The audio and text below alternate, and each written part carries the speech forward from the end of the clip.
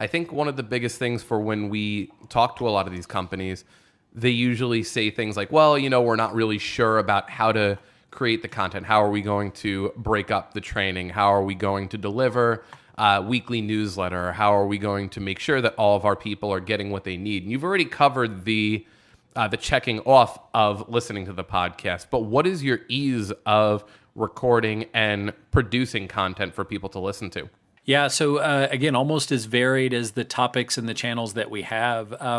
We're lucky that several of the channel owners or the people that are administering or really the major contributors are kind of podcast geeks like me, and they've taken it upon themselves to teach themselves how to do the audio editing, what the best practices are. I actually have a background in a former life of working in radio, so I come to it with a above average knowledge of how to create decent sounding audio, and I've tried to pass that on to the other teams as much as we can. Again, a large group is technical, so they love to geek out and really get in there and try to make it as good as possible. The other benefit is, again, our team being embedded on the training side of things.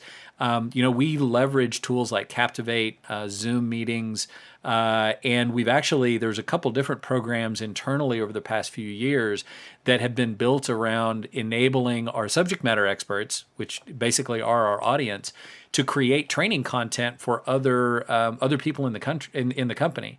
So we've actually distributed out some different podcasting kits in essence to the field. So we've got some content experts as well as some expert equipment out there floating around in our ecosystem that people have been able to leverage. All that being said, we also do have a corporate function that does do some media production at our headquarters in Palo Alto.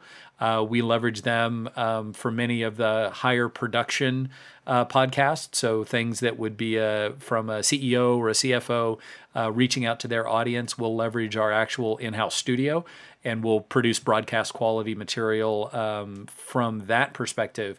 But really, in my opinion, the key is finding the passionate amateur, the prosumer in the audience that wants to take it to the next level, and give them enough budget to get the Adobe Studio, to get a decent microphone and a mixer if you need to, and just show them how to use it. I think that's the key to really building up the podcast culture and keeping it going, is finding people that really want to take it on and give them what they need to make it happen. I would agree with you. And there's a lot to kind of unpack there too, because there's so much gear that you could have. And if you're like a public podcast who's really more talent driven, there's obviously different solutions for you. But when you're creating corporate and internal training and you're talking about things that you're going to have people get validated on and making sure that your content is as clear as possible, you want to go ahead and make sure that the audio and the production is where it needs to be. What are some of your go-to, let's say, hardware and software that you use? I believe you said at the beginning you were using Audition. Yeah, that's just because I've been an Adobe junkie forever. But yeah, I mean, sure. I think I even have a template email in my Outlook folder that basically, when someone reaches out, how do I make a podcast? It's, and they ask all the same questions. How long should it be? How do I go about recording it? And again, I go back to my... probably a little archaic now, but some of my radio roots. I remember them saying, or me asking how long do I talk? When do I need to shut up? And basically the advice that I have always hung on is, as long as you have something interesting to say, then people will listen. If you start rambling on and being uninteresting, then you should know that that's time to hang it up. And obviously, if you look at the world of podcasting, you have Dan Carlin fans that will, like me, that will listen for 3 hours, and you have Gary Vee fans that won't, that really dial in for those shorter 7-minute podcasts sometimes. So it really depends on your audience, your subject matter, and making sure that there's a reason to put out a podcast or to listen to it. But when it comes down to the technical questions, I would say I always default to the simplest possible, and I just tell them to record a Zoom meeting. So if it's a particular person who wants to do a first-person podcast, so me addressing the troops, open up Zoom, record it. It'll give you easy access to an MP3 file when you download it, or an MP4 that you can convert. So that's simple. And you can kind of teach them some basic editing there too, if necessary.